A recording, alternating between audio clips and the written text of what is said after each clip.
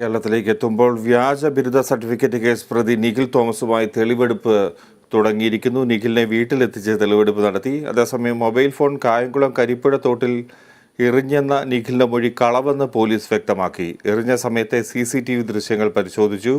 ഈ ദൃശ്യങ്ങളിൽ നിഖിലിനെ കണ്ടെത്താനായില്ലെന്നും പോലീസ് പറയുന്നു. ആന്റണി ജിസ് ജോർജാണ് വിവരങ്ങളുമായി ചേരുന്നത്. ആന്റണി, നിഖിൽ തോമസുമായുള്ള തെളിവെടുപ്പ് തുടങ്ങിയിരിക്കുന്നു. ഒപ്പം മൊബൈൽ ഫോൺ തോട്ടിലെറിഞ്ഞത് കളവാണെന്ന് പോലീസ് സ്ഥിരീകരിക്കുന്നു. എന്തൊക്കെയാണ് വിവരങ്ങൾ? ഫിജി, അല്പസമയം മുമ്പാണ് ഈ കായംകുളം മാർക്കറ്റ് റോഡിലുള്ള വീട്ടിൽ നിഖിൽ തോമസിനെ എത്തിച്ചത്. അവിടെ തെളിവെടുപ്പ് ഇപ്പോൾ പൂർത്തിയായിട്ടുണ്ട്.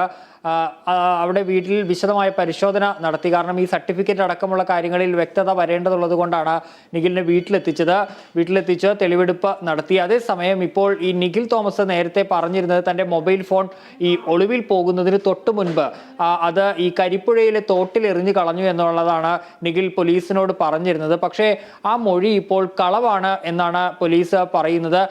പോലീസ് ഈ മൊഴിയുടെ അടിസ്ഥാനത്തിൽ ആ പ്രദേശത്ത് മുഴുവൻ തെരച്ചിൽ നടത്തി. അവിടുത്തെ CCTV ദൃശ്യങ്ങൾ ഉൾപ്പെടെ പോലീസ് പരിശോധിച്ചു.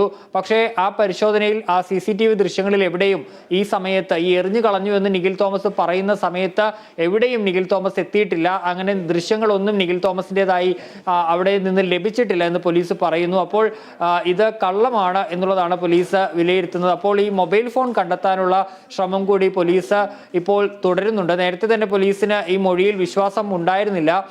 പക്ഷേ അതിന്റെ അടിസ്ഥാനത്തിലാണ് പോലീസ് ആ മേഖലയിൽ പരിശോധന നടത്തിയത്. അതിന്റെ CCTV ദൃശ്യങ്ങൾ പരിശോധിച്ചപ്പോഴാണ് ഈ ദൃശ്യങ്ങളിൽ എവിടെയും അത് കാണുന്നില്ല എന്ന് വ്യക്തമായിരിക്കുന്നത്. ഫിജി, ശരി. നിഖിൽ തോമസുമായി പോലീസ് തെളിവെടുപ്പ് തുടരുകയാണ്.